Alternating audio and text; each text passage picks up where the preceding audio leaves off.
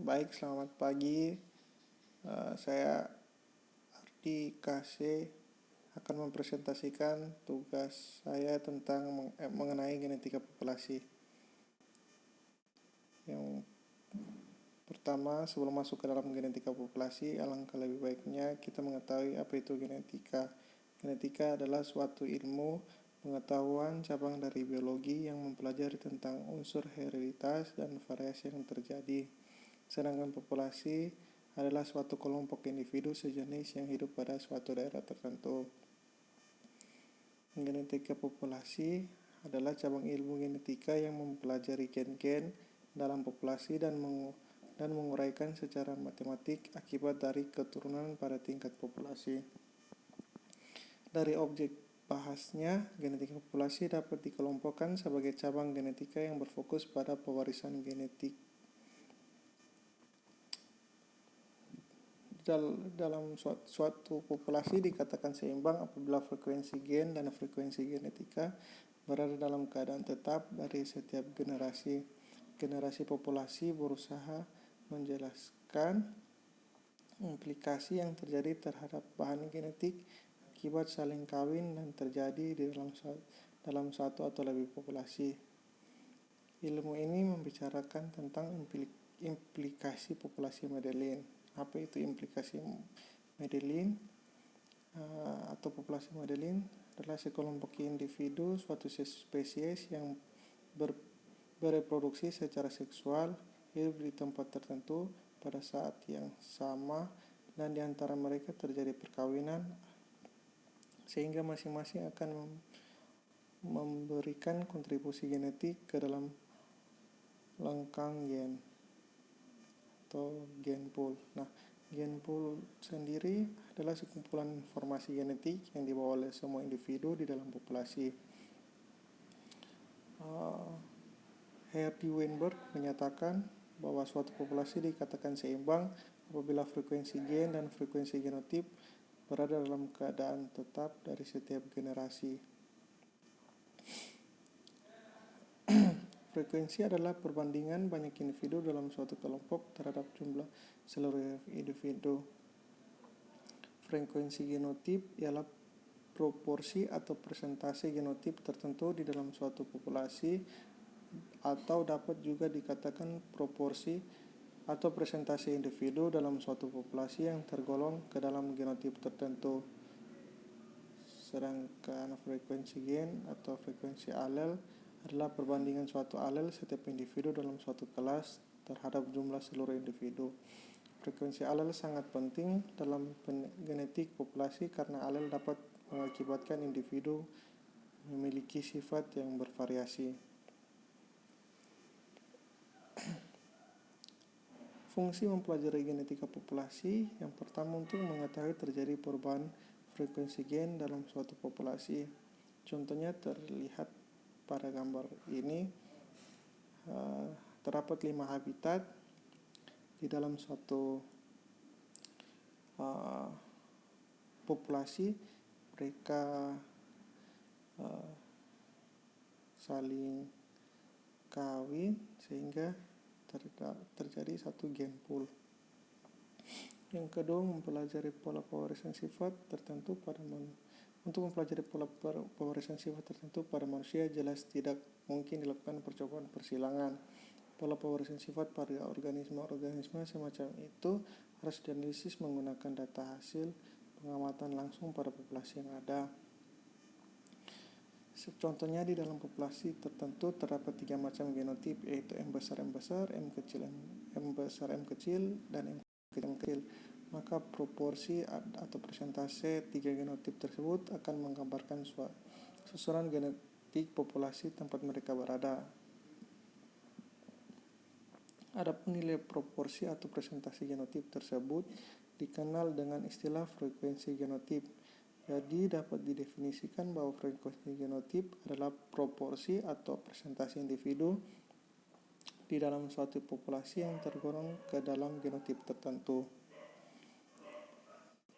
Di sini ada satu contoh perbandingan fenotip dan genotip. Dari contoh tersebut, perbandingan fenotip merah berbanding perbandingan fenotip merah berbanding putih adalah 3:1 dengan persentase 75% berbanding 25%. Sedangkan perbandingan genotipnya M besar M besar, M besar M kecil dengan perbandingan 1:2 dengan persentase genotipnya 25% berbanding 50% berbanding 25%. Ahli matematika Inggris G.H. Hardy dan seorang ahli fisika Jerman W. Weinberg secara terpisah mengembangkan model matematika yang dapat menerangkan proses pewarisan tanpa mengubah struktur genetik di dalam populasi, menyatakan bahwa jumlah frekuensi alel di dalam populasi akan tetap seperti frekuensi awal. Nah, contoh paling sederhana dapat terlihat pada suatu lokus tunggal beralel ganda. Alel dominan ditandai dengan A besar dan resesif ditandai dengan A kecil. Kedua frekuensi alel tersebut ditandai dengan P dan Q secara berurutan. P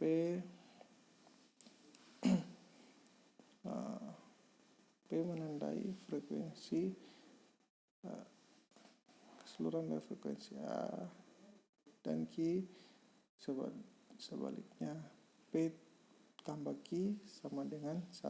Apabila populasi berada dalam keseimbangan, maka dapat dilihat di bawah. Jadi frekuensi genotip yang diharapkan pada generasi berikutnya merupakan P2 A besar tambah 2 PQ A besar A kecil tambah Q2 A kecil sama dengan 1.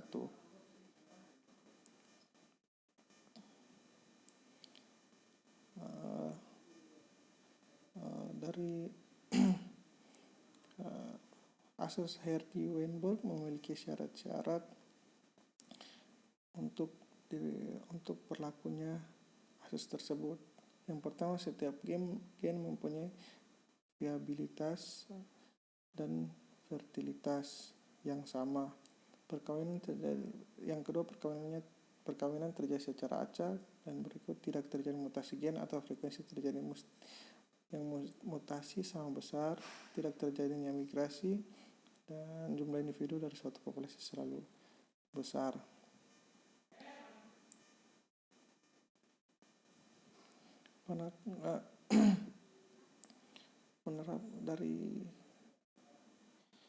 Dari penerapan hukum Hardy Weinberg memiliki syarat-syarat untuk menghitung frekuensi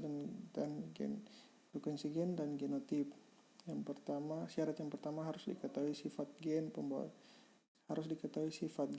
sifat, domainnya, kode main, letal, keadaan homozigot dapat menyebabkan. Letal adalah gen yang dalam keadaan homozigot dan menyebabkan kematian individu. Yang kedua, harus diketahui jumlah gen yang terlibat dalam pengekspresian sifat gen tunggal alel ganda. Yang ketiga, harus diketahui pola pewarisan gen tersebut, autosomal atau genosom. Yang berikut saya akan menjelaskan tentang faktor-faktor yang mempengaruhi frekuensi gen. Faktor yang pertama adalah mekanisme pemisah. Setiap mekanisme yang dapat menghalangi penukaran gen dalam populasi pada suatu daerah. Yang pertama adalah letak geografis dan topografi. Letak geografi dan topografi yang berjauhan dapat menyebabkan penukaran gen dalam populasi di suatu daerah itu tidak terjadi karena beda benua atau dipisahkan oleh jarak oleh lautan. Yang kedua, mekanisme lainnya yaitu masuknya gen dari populasi lain yang seperti saya jelaskan tadi, adanya letak geografis dan topografi yang sangat berjauhan. Yang kedua merupakan mutasi adalah perubahan genotip suatu individu secara tiba-tiba atau random. Contohnya, gen T besar bermutasi menjadi gen T kecil, maka frekuensi relatif dari kedua alel tersebut akan berubah. Bila ini berlangsung berulang kali, maka gen T besar dapat hilang dari populasi. Jika tidak terjadi mutasi kembali atau back mutation. Nah, mutasi tersebut ada 4. Yang pertama delesi, inversi, translokasi, dan duplikasi. Nah, faktor yang ketiga merupakan seleksi, di mana keadaan tertentu yang menyebabkan seleksi adalah keadaan tertentu yang menyebabkan penukaran gen tidak berlangsung secara normal dalam hubungan antara lingkungan dengan kemampuan reproduksi. Contohnya, di suatu lingkungan terjadi perubahan adanya perubahan di suatu lingkungan, maka individu-individu itu akan terseleksi oleh alam. Individu-individu yang bertahan, dia akan terus bergenerasi dan bereproduksi, sedangkan yang individu yang tidak dapat bertahan, dia akan punah. Faktor yang berikut merupakan random genetic drift. Genetic drift merupakan perubahan frekuensi gen dalam populasi yang terjadi secara tiba-tiba, biasanya melalui salah satu proses, yaitu Found effect dan genetic bottle. Nah, Found effect adalah susunan genetik dari populasi baru yang terbentuk hanya dengan sedikit individu tertua. Di sini ada contoh, di bagian kiri merupakan generasi pertama dan bagian kanan generasi kedua. Kita lihat pada yang bagian paling atas, di mana generasi pada keadaan normal, generasi pertama dan generasi kedua perbandingannya sama. Ketika adanya founder effect, generasi pertama 5, sedangkan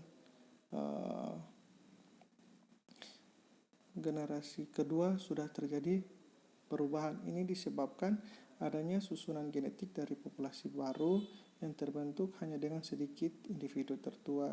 Jadi perbandingannya adalah 5, yang awalnya 5 semua, sini perbandingan 7 berbanding 4 berbanding 4.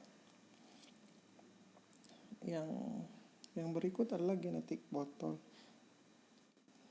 Reduksi genetic bottle, reduksi besarnya populasi alih secara drastis, umumnya karena terjadinya bencana. Di sini ada gambaran tentang genetic bottle tersebut, di mana digambarkan kumpulan populasi itu dalam satu botol yang berada bagian kiri. Ketika terjadi bencana, individu-individu yang bertahan, yang dapat survive, akan tetap hidup dan beregenerasi untuk mendapat generasi berikut yang akan terus berkembang. Kesimpulan yang saya dapat ambil, yang pertama, genetik populasi lebih menitik beratkan pada suatu grup atau populasi daripada individu. Artinya lebih memfokus pada frekuensi alel dan frekuensi genotip dari suatu generasi ke generasi berikut dalam suatu populasi daripada membahas penyebaran genotip dan variasi fenotip yang dihasilkan dari perkawinan tunggal.